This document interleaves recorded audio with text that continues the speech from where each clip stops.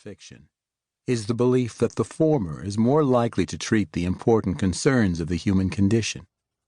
A value of literature, some might say, is that it reveals transformative significance that could have otherwise remained buried beneath the busy work of simple survival.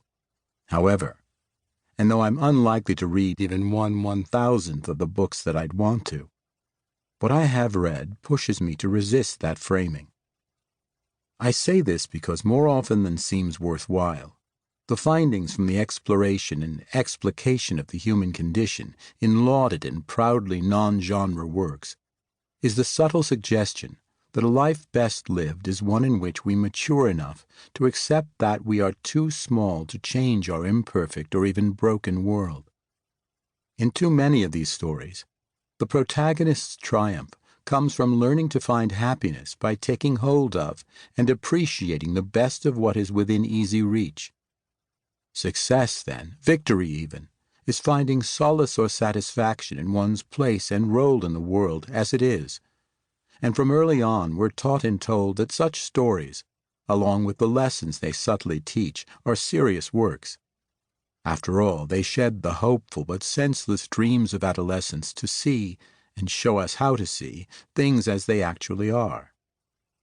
But is that really what they do? Are we being shown things as they actually are?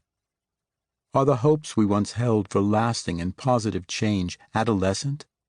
Or are they revolutionary? Are they idle dreams or necessary ones? I'm no longer a young man, but I remain unconvinced that victory, triumph, or a life lived best can be found in surrender. I think largely it's why I prefer genre fiction, particularly fantasy. In our books, resistance and revolution are almost always found. It's in our books where people like Drizzt Do'Urden refuse to relinquish their dreams for a better world.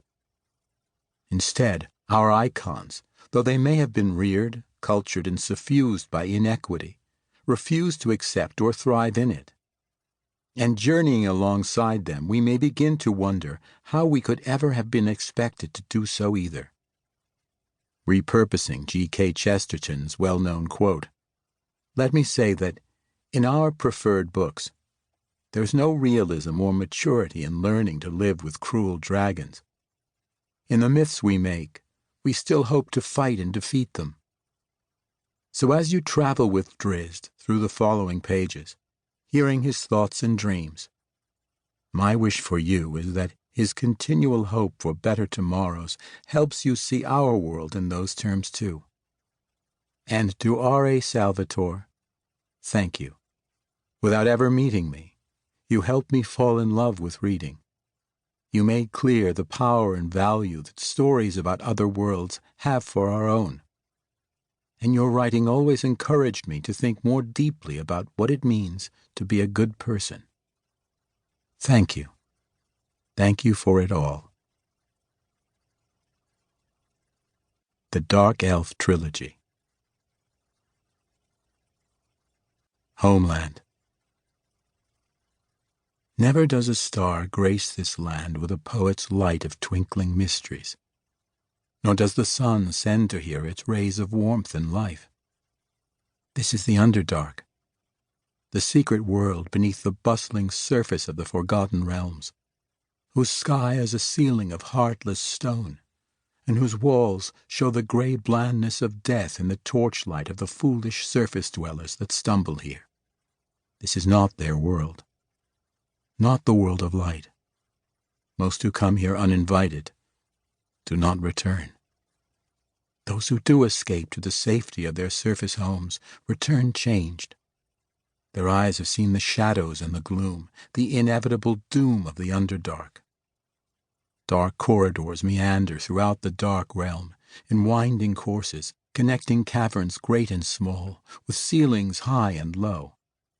Mounds of stone as pointed as the teeth of a sleeping dragon leer down in silent threat, or rise up to block the way of intruders.